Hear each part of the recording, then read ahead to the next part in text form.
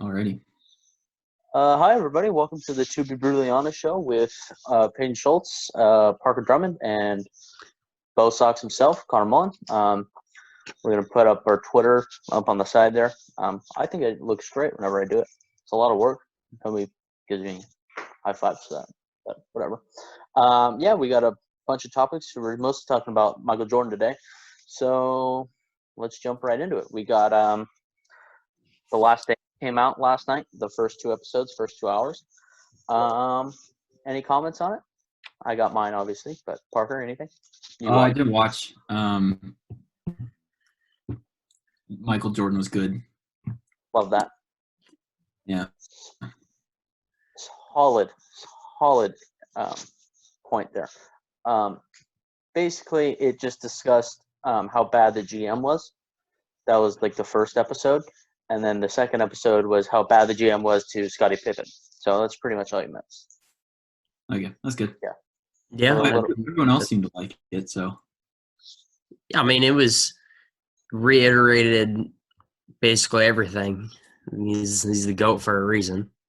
I mean, I'd already known about the Celtics scored 63 in the second year, but I did not know about Yikes. what got them in there. So I wish I could have heard a single word of what you just said. You Sound can't like hear me? pain. No, now you can. Now you can. Why can't Whatever you? you, I don't know, man. I'm not a tech wizard. Why don't you just repeat what you said? Oh, okay. I said that I knew. God, now I'm spacing out. It's not on me. It's on your computer. Okay, I knew already about his 63-point game in the playoffs, but what I did not know was about what the game that got them in there, where he was benched in the final minutes, and then John Paxson hit that shot, sent him in the playoffs. So that was pretty interesting. And then I had known Pippen was underpaid, but that underpaid is weird. It's like even for that time, it's ridiculous. That's not a good look, especially if you're the second best player, and you Mhm. held out in that franchise while the guy was gone, and you don't get like a contract extension when you are the best player. Yeah. Doesn't make much sense to me. Well, here's what's even crazier, who was also underpaid. Michael Jordan signed an 8-year deal worth $25 million. So if that's not underpaid, then what is? Well, now he's a billionaire, so. Sure, yeah, of course. But just the salaries at that time, it's crazy to think that that's all he was getting paid. Yeah. And then I liked the part talking about North Carolina. I really liked the Dean Smith parts and the quote he had about sending him to the pros early. Thought J.J. Watt had a good tweet on that. Yeah, didn't he say like that's a coach you want to play for if he puts the player's needs ahead of his own? Mhm. It makes sense. Like if I had a chance to go pro or go to college, my coach was telling me go pro, like you're good enough to go pro, then I'm gonna believe him and go. Yeah, I totally agree. And I also thought it's just insane thinking that Jordan and James Worthy were on the same team at one point in college. That North Carolina team is just ridiculous. Yeah. For sure. I'm pretty pumped for next week's episodes. I think it's gonna apparently they're highly. What's that? I think it's gonna get deeper and more like I don't know. Personal? Depth. Yeah, more personable, I'd say. Yeah, I think they're calling episode 3 like the Rodman episode. And that's going to be the best one because it's going to highlight the Pistons days too when he was there. So, I mean, there's already that like famous picture of Jordan when he's going up for a layup and then Rodman puts a knee into his area. So, yeah, when they go over that, it'll be interesting. Well, it'll be interesting to see like their dynamic when Rodman first gets there because he was obviously part of the Bad Boys, but like how they interacted with each other. How he meshed with the team at first. Mm-hmm. Yeah, I agree with that. I think that'll be an interesting part because it's never talked about. Yeah. Everyone always, I mean, Rodman's known, but his on the court play, like all anyone ever knows is that he was a great defender and a great rebounder. Outside of that, nobody really knows how he interacted with Michael or Scottie Pippen at the time. So I think that part will be really interesting. Obviously, I got to do a Celtics plug. That's why I'm wearing the Celtics hat today. He just went out and drops 49 the first game, and then he goes plays golf with Danny Ainge. It's like, I got a present for DA tomorrow. And he drops whatever. He drops what 63 or whatever, something like that. It's a What? joke. And then the Celtics still win. Yeah, well, it's because that team was legit. Yeah, The I mean, 86 Celtics went on to win the correct. finals. So there you go. Correct. I mean, the Lakers still had one more at the time. Well, I mean, 17 is more than 16. So yeah, and that one they're all fake against. It's 11 titles against a bunch of scrubs. All the Bird titles are legit completely. That's one of the best teams of all time, no doubt. Especially that 86 team. There you go. Yeah, I totally agree with that. And then I don't know what the relation was, but I did see that tweet yesterday. It's just about yearly when they tweet about Bird with the warm up jacket and 3-point contest. Dude, And guys, money. don't like Larry Bird, but I respect him. How do you not like Larry Bird? He's the That's what happens when you're a Lakers Fred. fan.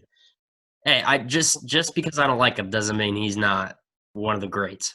That's fair. I've said that about multiple Celtics or multiple Lakers. Yeah, exactly. So mutual respect right there. All right, you want to go into our next topic then? What are your top 3 iconic Jordan shots moments? Well, I don't know if Parker did any research on that. So pretty much there's this one in the finals where he it's right about the free throw line where he's in the air like forever, puts it up. I don't know if it's a buzzer beater or something like that. That's a good shot. Game 6, I believe. Yeah. I don't have 2 others. So okay. Connor, you want to go first? You want me to? I'll go first. I think the dunk contest is in there. I think that was really impressive when he dunked from the free throw line. I mean, that was his rookie season, I think, maybe his second year. I think early on. Yeah, I forget because he's wearing his necklace. So I figured that the was chains. Really, that is that's such a cool look. Yeah. I think that's pretty much transcended the dunk contest. Like I think obviously him, and then I don't know, Dr. J, like his thing that probably promoted dunking more than. Yeah, I agree. And then the flu game's got to be in there because that's just wow. And then I don't know. I think taking a year off, playing baseball, and then coming back and still being the greatest player, I think that's really impressive. And he just says 2 words, "I'm back," and then he just rolls in. Yep. That's just incredible stuff. So that's my 3. All right, when you go with that, so I won't mention any of those 3, but the layup attempt when he's about to dunk it against the Lakers and switches hands in the middle of the air. That was his first finals appearance, and even though at the time he's already one of the most, if not the most popular basketball player in the world, along with Magic, but especially with Magic and Jordan playing each other in that series, that attempt right there is just iconic. Well, I had a tweet about that. I sent that out. Yeah, I saw that. There's no way in today's game. I'm sure people can do it, but I don't think that shot is taken versus in today's game. No, I totally agree with that. Like, even in the documentary yesterday, there's so many like mid-range shots that he was taking, and not to degrade anyone in today's game or then, but like it's just effective basketball consistently. He has that shot every time.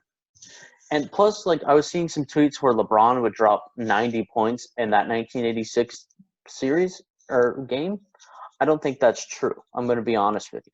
Yeah, I agree. Because that game was a lot more. It was a lot more physical back then. I think LeBron goes in there, he's going to get killed by 4 7-foot guys.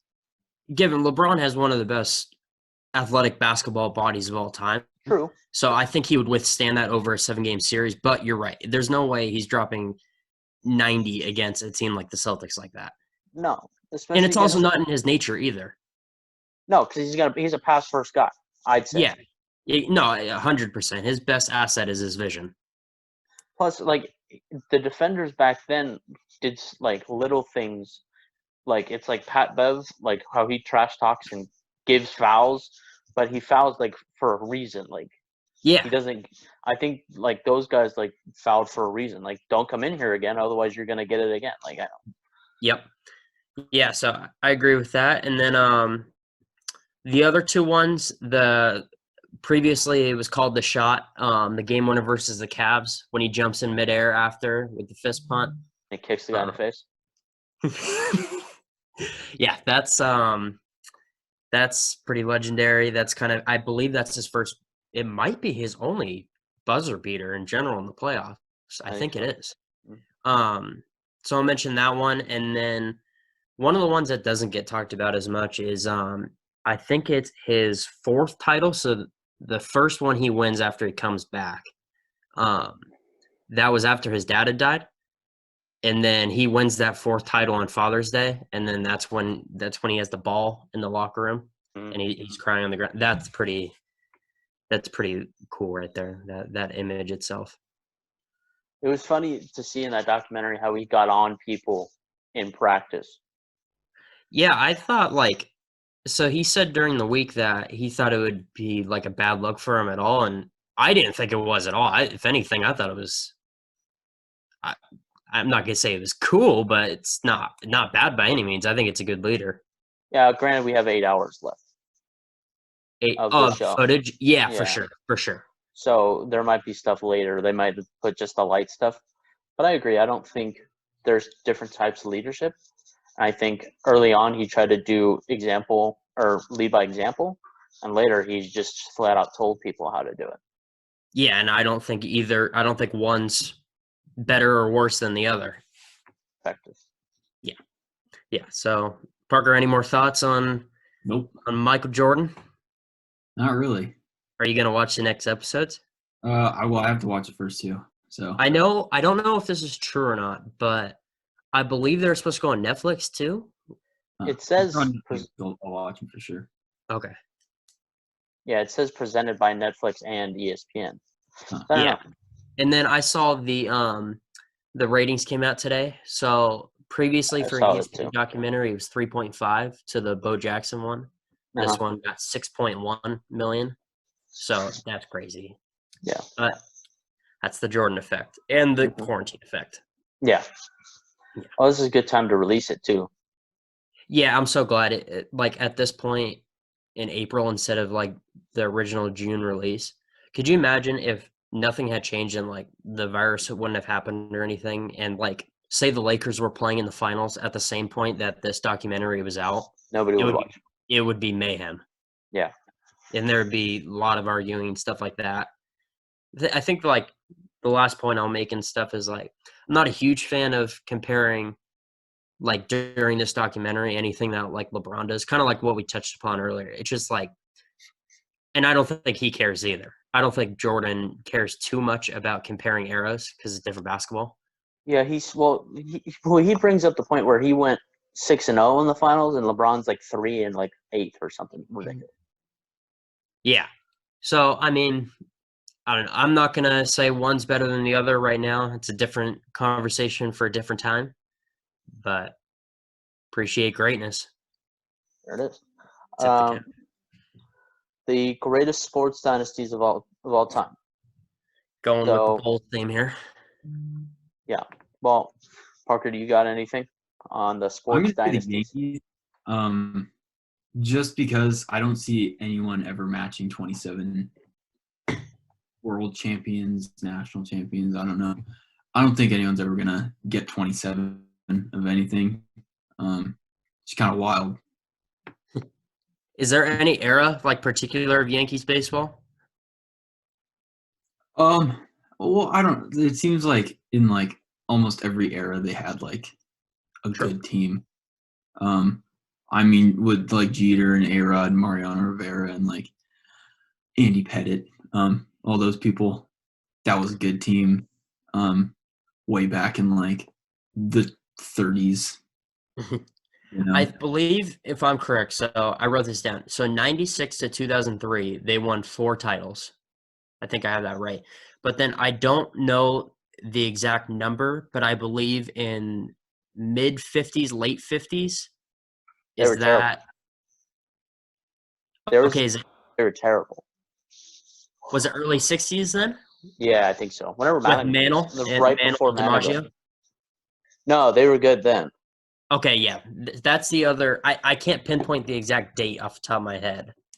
They were bad. I think it was the 70s they were bad. Okay. At some point. They were bad in one of the decades. They were just terrible. Yeah. And then A-Rod only won One. one World Series with the Yankees in 2008, right?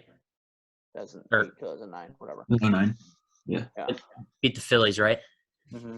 Yeah. So they have like two separate dynasties. I'd say the 2000s one, like them, and then the Murderers Row would be probably the best. Okay. Parker, you got any more? Well, no. I don't watch other sports. So Connor, I you want mean, me I to guess dynasty as in like maybe the Patriots last decade. There you go. But I don't, is 10 years is 10 years a dynasty? I guess it is. Theirs is 20. Yeah, it's definitely a dynasty.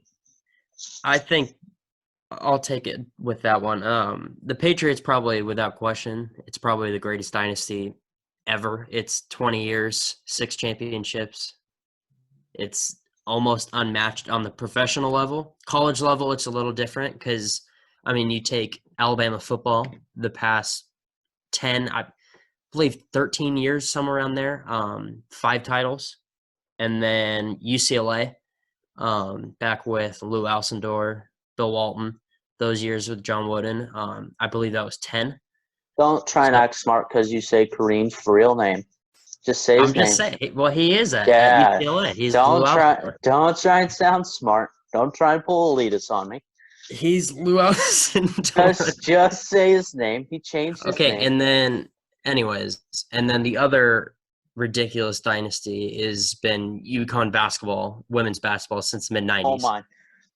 He stole mine. That was going to be my number one. It's ridiculous. It's 11 titles. There's nobody even close. But that's just saying college level. So professional, recently the Warriors have to be up there. Even though it was only 3, those are some of the most dominant teams in NBA history. I guess. Let's take. I mean, the Lakers.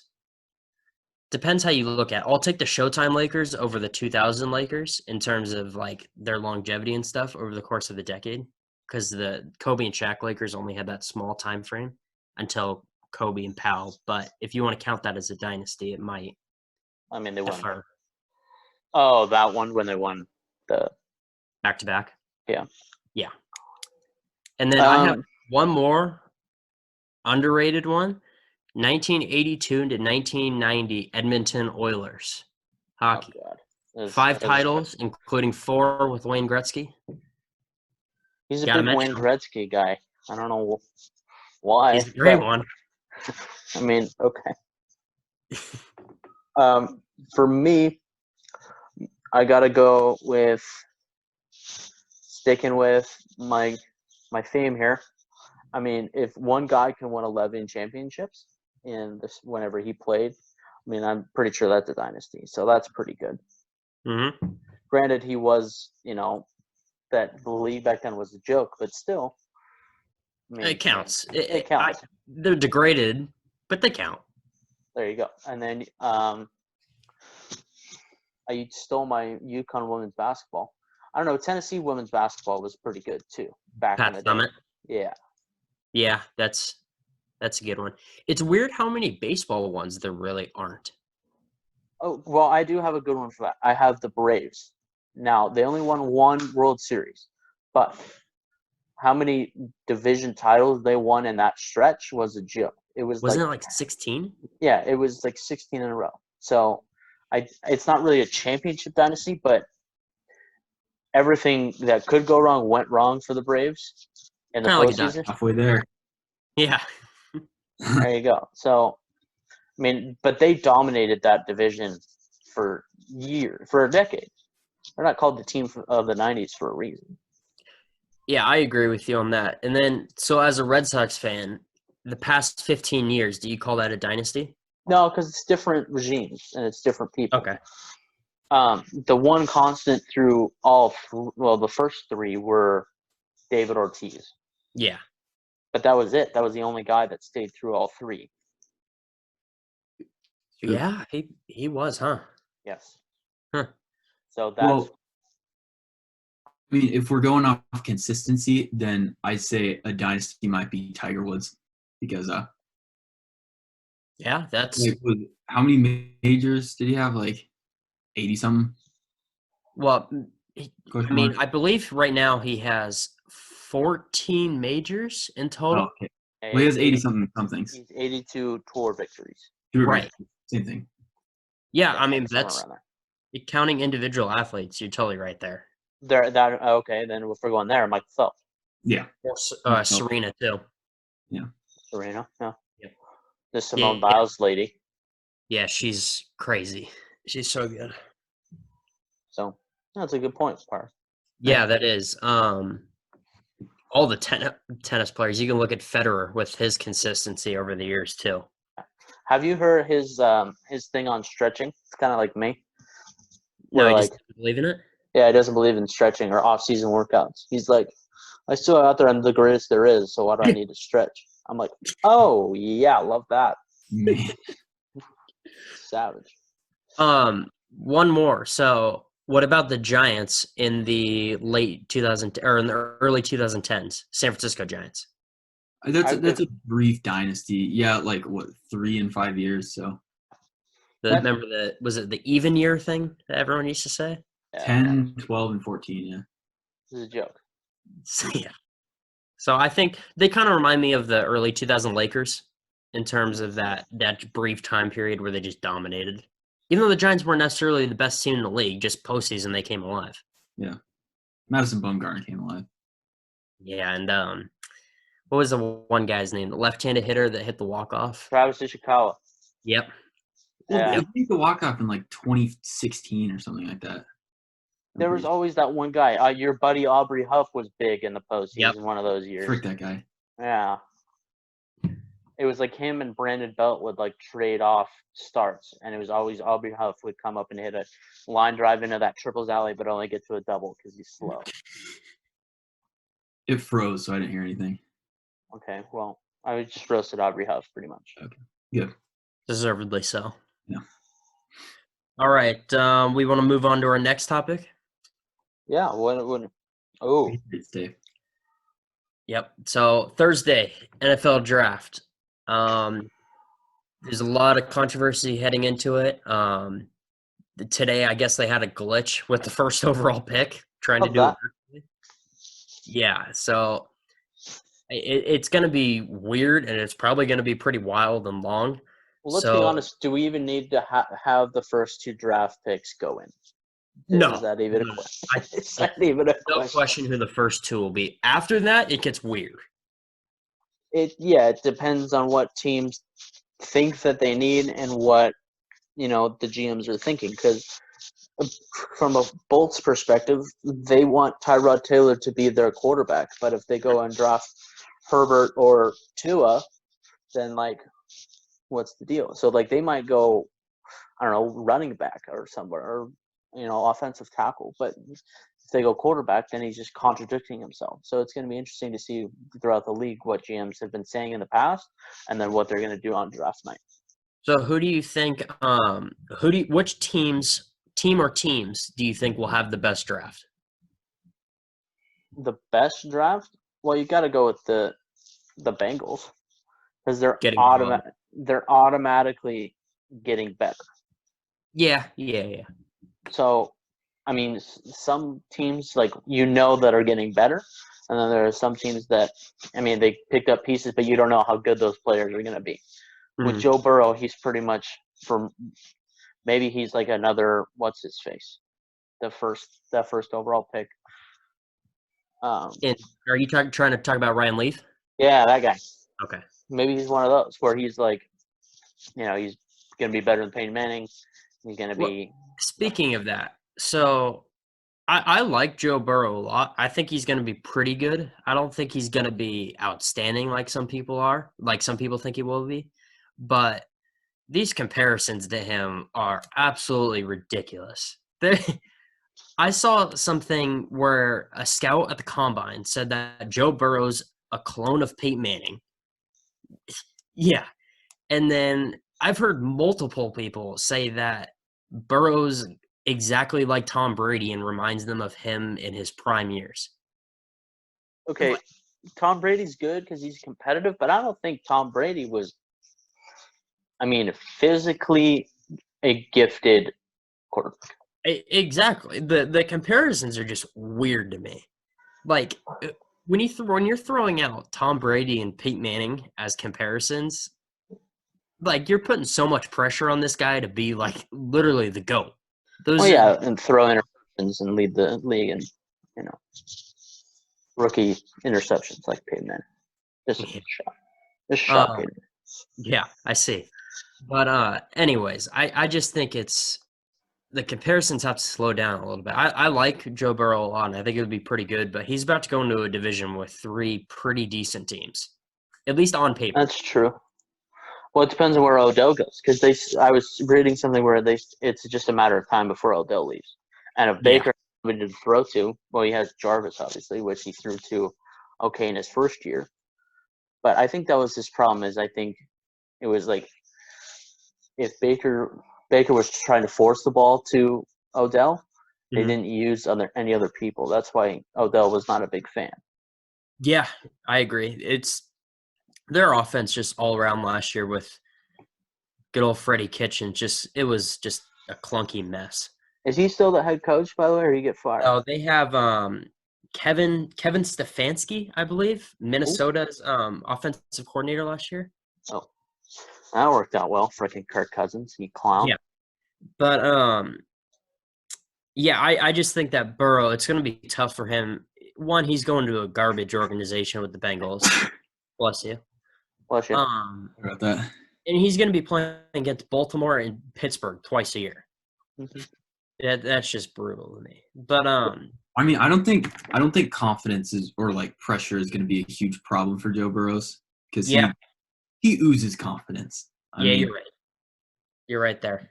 I'm just watching videos of him from college, like just last year. I didn't know who he was before last year, but just watching videos of him was just like, I don't know. He was pretty impressive in interviews and especially in big time games. Alabama game, he was dominant. National championship, he was dominant. Those videos of him after the I think it was the national championship game of him smoking cigars in slow motion. I don't know.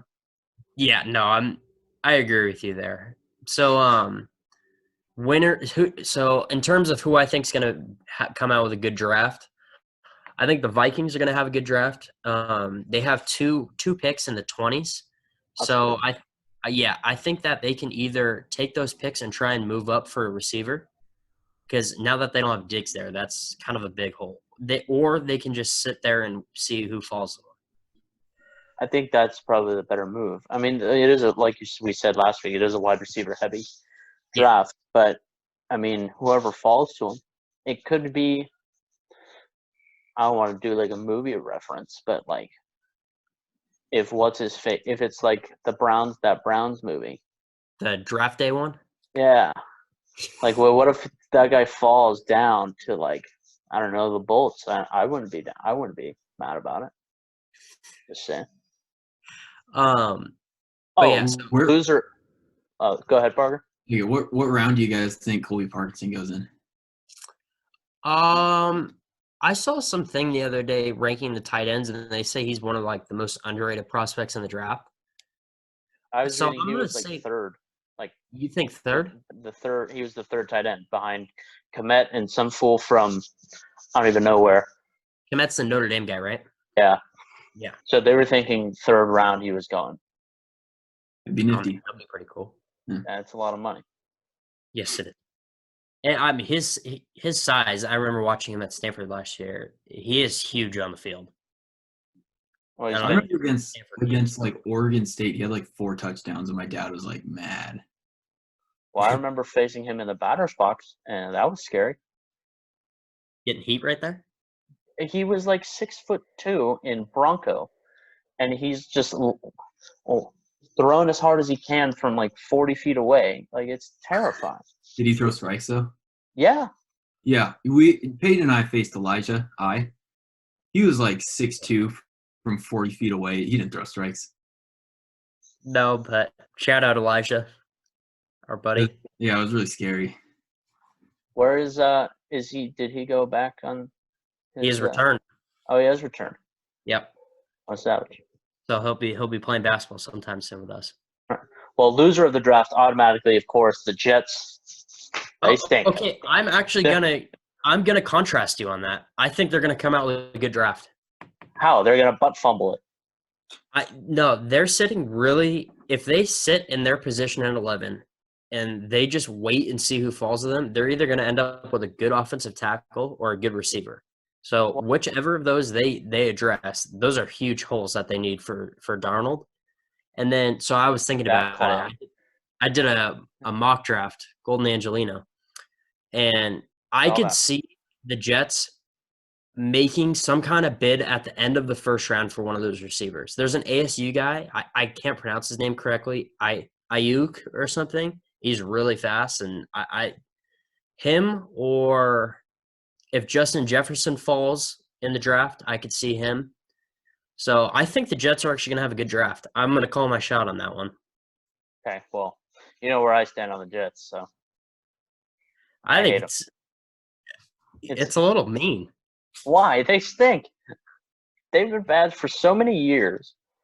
I mean, the one time they were good, they had to go steal my favorite Charger away from me. Who, LT? Yeah. Yeah. Respect. And by the way, to the resident Jets fan who listens to this show and watches this show, you were a Charger fan until LT got traded. So let's be real. Don't be a fake fan. Like he's a real fan now. But the first couple of years, he was a fake Jet fan. Weren't you like that with the Titans? Yeah. I'll work. But I went back. So you're calling him to go back to the Chargers? No. If one team doesn't work out, you're always going to get the second one. He spent too many years, and he's had a lot of heartbreaks in New York, so I get it. So now he has to stick with that team. But the Jets are picked on. Because they stink. Deservedly so sometimes. Deservedly so. I saw, I sent it to you, I saw Joe Namath doing like some commercial for the elderly. It's like, look how far the mighty have fallen. Spent too much money on fur coats, so he had to get some more money doing ads. So there's our Jets segment of the day. No disrespect to Joe Namath, great guy, but he was on the Jets. Overrated quarterback in reality. Overrated? Most certainly. I mean, he made the guarantee, which is cool, and he delivered. But outside of that, I think his completion percentage is like 52%, maybe. Well, I mean, Dan Marino's overrated too. All right, we got 1 minute left, so we got to take a break, but we shall return. Yeah, I said it. Are you still recording? Yeah, but I said it. I can't believe that you said Marino's overrated. He is. That's crazy that you say that because my article, I have no facts. I was just saying that. My article that comes out tomorrow is ranking the best quarterbacks ever, and I had Marino, I think, as 4th or 5th. Behind Brady, Montana, Manning? Brady, Manning, Montana. That's close. I mean, Montana and Manning you can flip. It doesn't really matter to me. I would go Montana because he has more rings. Fair. So I do have another dynasty that I want to add. I just thought about it. University of Miami football. Yeah, that's a good call. Both the 80s and the 90s. Those are dominant teams. Yeah, so I think that should be added as well. Just a little tidbit for you to chew on, like those peach rings Parker's on right now. So we're on to our next topic. Today's Patriots Day in New England. Celebrates basically Patriots, obviously Revolutionary Patriots War. of America. No, right. Not New England. The Revolutionary War. So obviously in 2013, it was April 15th, but Patriots Day bombings during the Boston Marathon. So I wanted to ask you guys, what do you think from that point, what do you think that Boston Marathon means to America now after those bombings?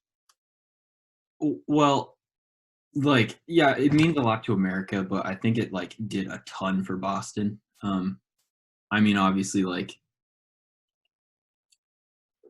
it wasn't good, obviously, but a lot of good came out of it just because brought the city together. I always think it's wild that Boston ended up winning the World Series that year.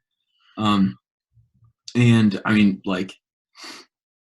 They have diehard fans. Dodgers have diehard fans, but I mean, I could see like if something happened in LA, then like everyone would all of a sudden be Dodger fans and stuff like that, and like everyone would want Dodgers to like do well. But for Boston, I just feel like every sports fan there just like I don't know, good stuff happened to them. And then obviously David Ortiz, the big speech.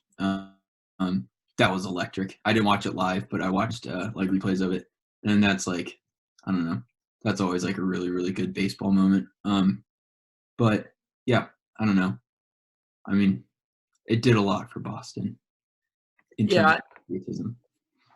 I think that it just I won't say it was a wake up call to America, but I felt like it was one of those times, kind of like what we're in right now, where it's just a big unifier by some kind of unfortunate event. And it just so happens that even though we all may not be the biggest Boston sports fans here, mainly me and Parker, they're one of those cities that's generally blue collar, built up of resilient people like that and stuff. So it's not to say that, oh wow, it should have happened to Boston. Like, thank God it was that of all cities. But that's their response to that proved that they're one of the toughest cities built for that kind of thing to move forward. They're kind of like a leader of the future. I would say their reaction was kind of similar to New York following 9/11 and stuff, the impact with the sports and stuff. And then I'll talk about I thought the coolest thing that happened in terms of the response with Patriots Day is the Red Sox uniforms. Generally, when they say Red Sox, that time it said Boston. And they have the American flag on the green monster, which was awesome. So I just thought that sometimes it gets pushed away in the background now compared to other maybe tragedies that have happened in American history. But I think that it's a good thing to reflect upon every once in a while is somewhat of a turning point in that city, and then just based off the repercussions that have happened since. Plus, I think it's appropriate for the time we're in right now. Yeah. No, I think what you said was spot on, both of you. I just think the marathon itself now has a different meaning, going across that finish line. I mean, Parker, you've been there, but going down Boylston Street, you can still, the finish line's still there. It's still on the road. I don't think I went down that street. Okay. Well, when we stayed there, we were right across, or we were 2 streets away from Boylston.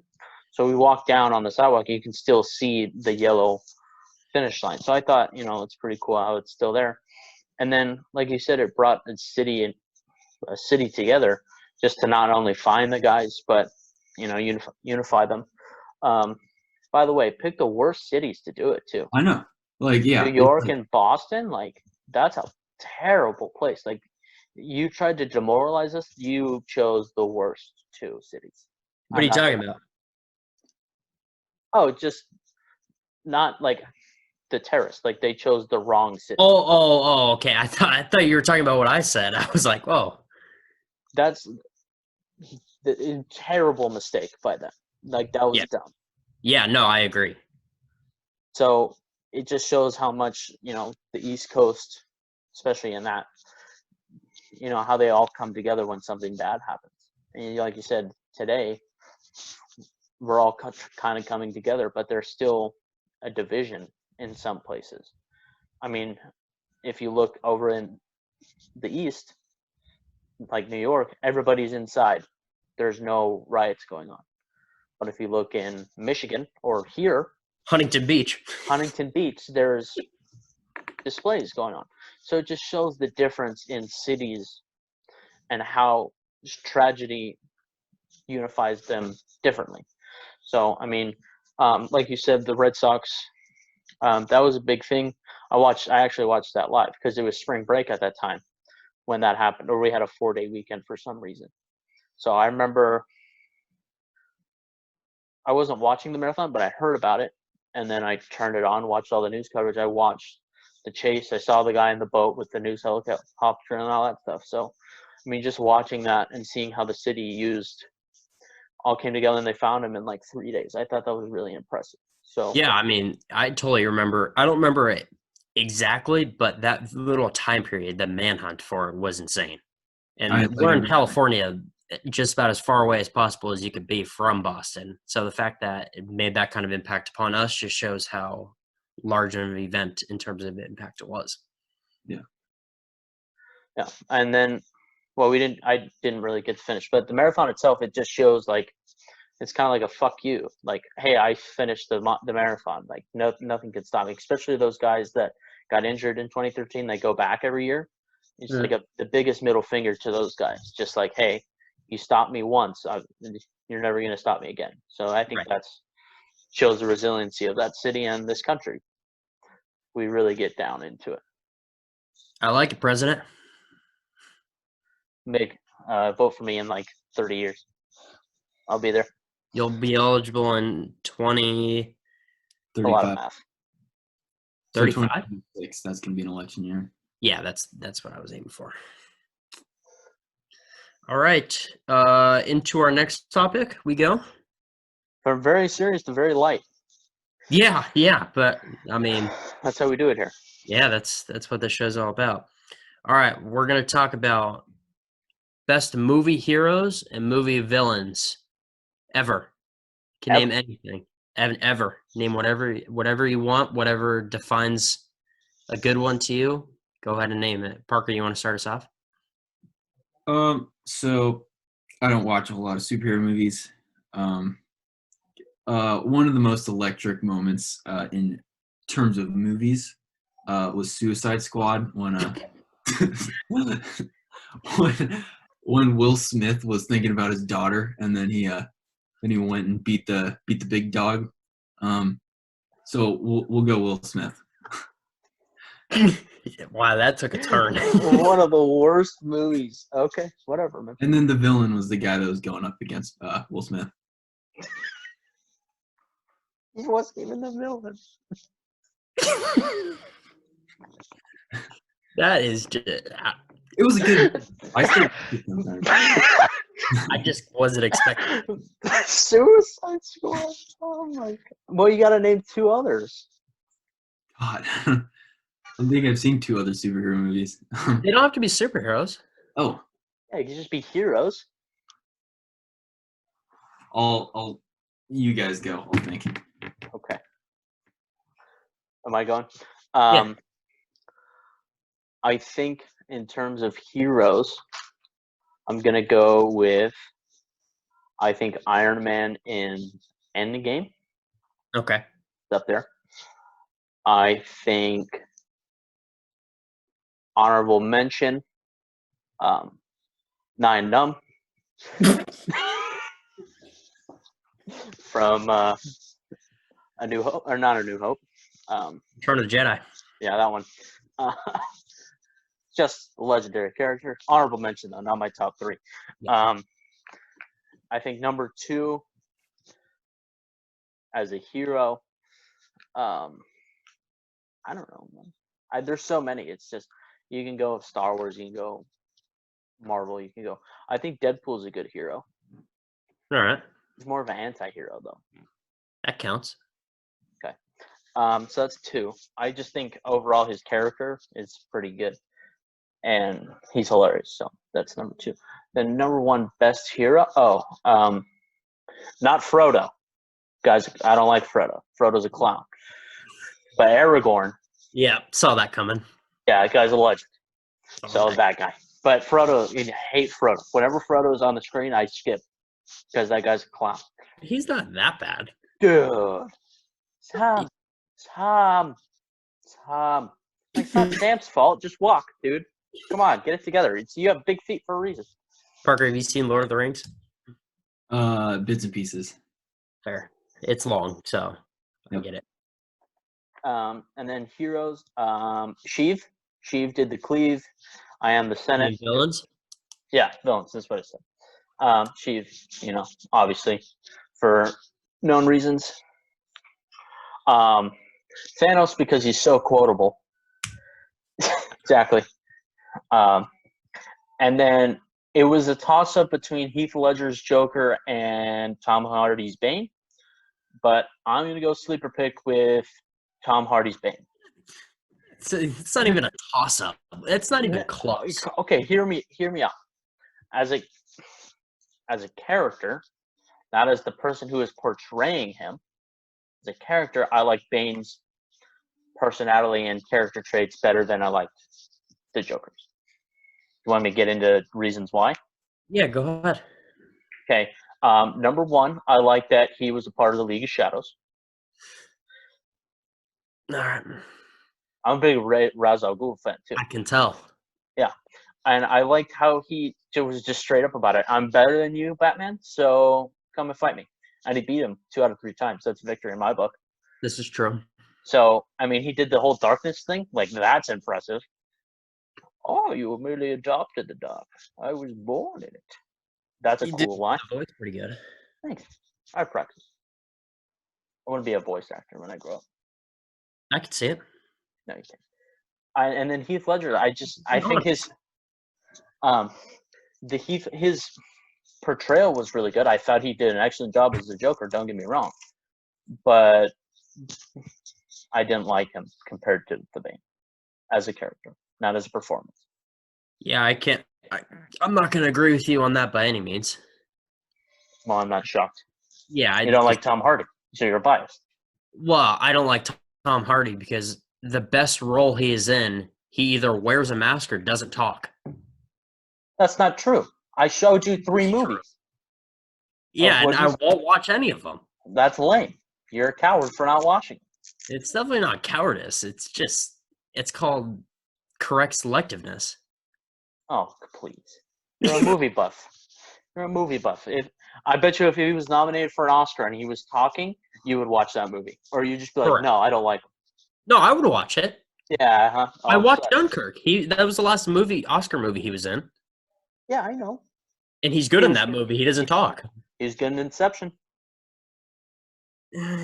Is there he? You go. Yes, he is. What's good about him in Inception? He's weird in it. That's the. Name your heroes and villains. So, I have one. Forrest Gump hero. And then I'm going to say, he was like a savage in the war. But I'm going to say the real villain was Jenny. Wow. They were like peas and carrots, and she kept leaving. So. But she came back at the end. She came back after leaving a ton. Yeah, but she screws them too many times. Yeah, I don't think she deserves. Literally and figuratively. Good joke. Yeah, good one. Thanks, man. But, he didn't know any better, and she just left him high and dry. So I got a bone to pick, I like it, Parker. Thank you. Yeah, I think that's a solid pick. Jenny's the demon of Forrest Gump. Yeah. Interesting. Did you have any more to add? No. All right. You could say Ben Swallow. So, what? I got it. Is it Ben Swallow? Kylo Ren? No. What would you categorize him as? Hero or villain? No, that whole trilogy's a mess. Okay. What about Matt Radar Technician? That guy's a hero. Or what's his name? Is it Kenny the Intern? Yeah, that guy's a hero. All right, so for movie heroes, number 1 and 2 are kind of obvious for me. Number 1's got to be Indy. It's not even close. Our famed archaeologist, just the coolest person ever. No, this belongs in a museum. Yeah. If you want to go off Last Crusade with that one, I see. Number 2, I'll have James Bond. People have their differences in their selective Bond. Mine happens to be Daniel Craig as 1 and Connery as 2. I don't watch any of them. Pierce Brosnan didn't even get a... No, he doesn't get a mention. Wow, okay. Those 2 are just significantly better than all the other ones. So why watch the other ones? Just my opinion. So I'll go with them 1 and 2. And then what about, I won't say for sure at 3, but what about Ripley from Alien and Aliens? God, stop. It's like saying Arnold's the hero in frickin' Predator. Like that. That's what you're saying. That's a top 3 hero. Is Arnold from Predators. I don't even know the guy's name, and he's a top 3 hero. That's what you're saying. God, get to the chopper. Exactly. Yeah. You could always go Toby Spider-Man. He's pretty awesome. Shazam. Guy's a buffoon.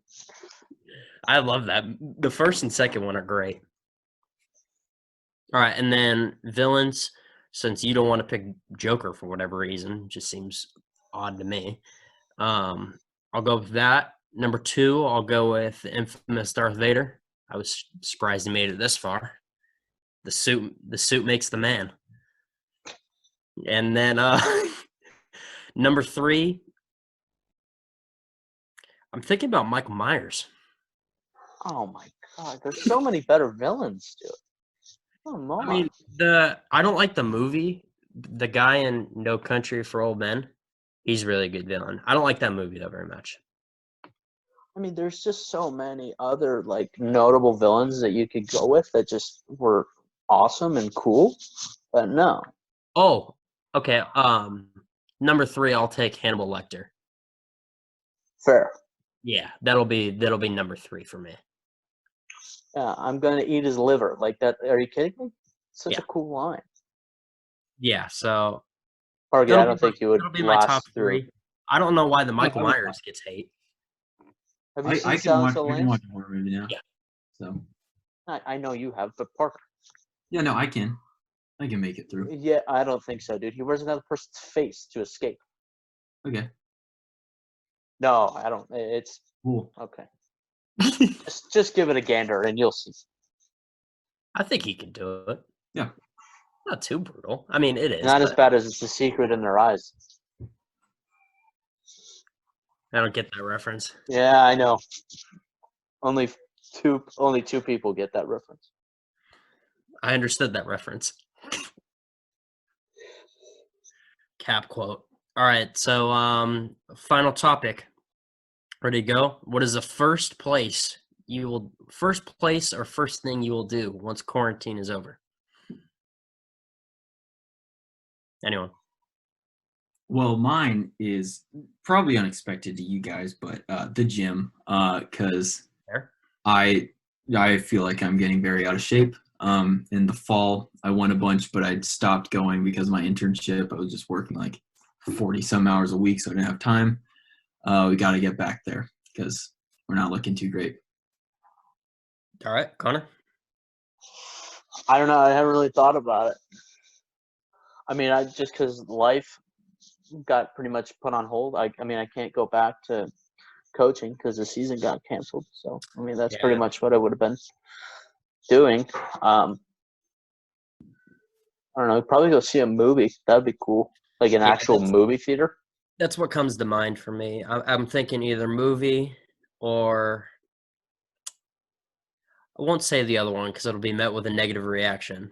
No, actually, I will say the other one. Probably going to go to Disneyland, assuming it opens. No, that's respectable. I think that a good idea. What they'll probably end up doing is taking your temperature at the gates. It'll be weird.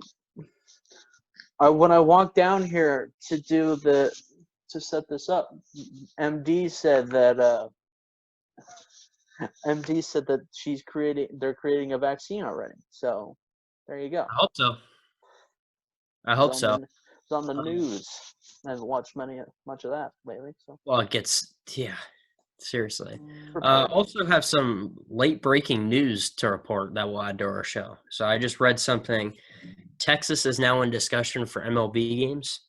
League has discussed dividing teams into Florida, Arizona, or Texas to use local facilities such as the Rangers' new ballpark for 2020 season.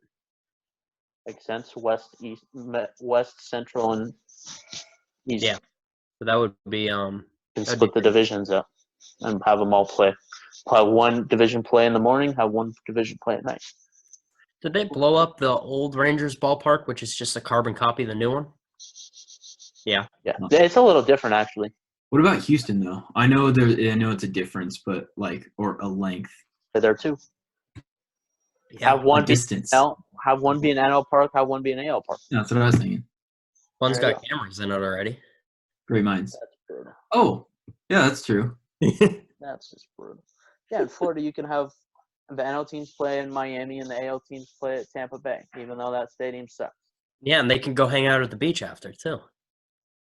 Yeah, people are already doing that. So, and then Arizona, they can go play at Chase Stadium and I don't know, play somewhere. Yeah, some spring training complex.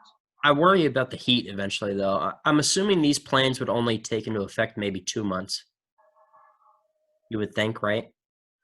Well, I mean, if they're playing indoors, it doesn't matter. Every single area that they're considering has a dome. Yeah, you're right. Both in Texas, both in Arizona, or both in Florida, and then one in Arizona. So, I mean, obviously, if they play a bunch of games in Arizona, it's going to have to be at Chase Field. It's not going to be at like a spring training complex. But what about University of Phoenix Stadium? That'd be or neat. whatever. They could change that. They'd have to stop in like August because like they're not going to continually change back and forth. I've seen it done. Well, I mean, you've seen it done, but like the people there, one, they don't know how. I mean, obviously, if you take a bunch of Coliseum workers, then they'll figure it out. But like, well, no, they would have to roll out because it's on a big thing. It's on wheels, and they just roll it out. Oh, the field, and then they can just add the baseball field underneath. Yep. And they can just roll the field back on top of the baseball field if they wanted to. I just think it's funny how in Florida at these ballparks, there's never been anyone at these ballparks, and there won't be this year. True. That's not true. I was watching the 2013 Red Sox World Series video, the hour-long thing today. And there were people at the Marlins ballpark? At Tropicana. Yeah, sometimes they get fans when they're good. It was full, too.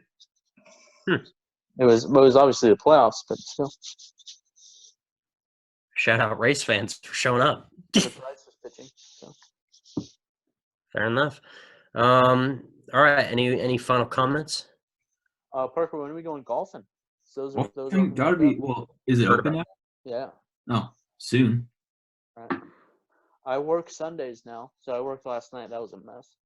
He's back. Yeah, we have to wear gloves and all that good stuff. The mask too? No, only the person in the parking lot does. Mask off. Yeah, I'm indoors. I'm the phone guy. That's my job, so I answer the phone, even though everybody orders online anyway. So I really don't do much. Might have to drop by. Call in. Why? Don't. It's a mess. Chili Simi Valley, everyone. Just being truthful. Yeah. Yeah. Respect the honesty.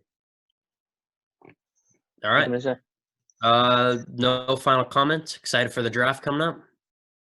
Not gonna lie to you, I couldn't care less about the draft. I just see who the Chargers draft, and that's about it. Yeah. Hopefully they mess it up. He probably will. Yeah, go Broncos, huh? 3-time Super Bowl champions. Well, who's your quarterback? Drew Lock. I've heard of him. Yours is Tyrod Taylor. At least he's been to the playoffs. I think they went 10. I think the score was 10-6 when he made the playoffs. I'm sorry, but did he go to the playoffs? I'll repeat myself. He lost to Blake Bortles. A lot of people lost to Blake Bortles in the playoffs. All right. Isn't he on? Oh no, he's on the. Oh no, he got released from the Rams. I was gonna say. So he's just a free agent because so many people want him. And it's like if they release Mitch Trubisky. Well, nobody would care. He's a flat out scrub. Mitch Trubisky. Yep. All right. That's our show.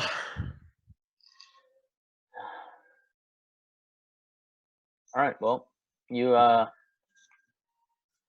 Did you stop recording? No, I can here.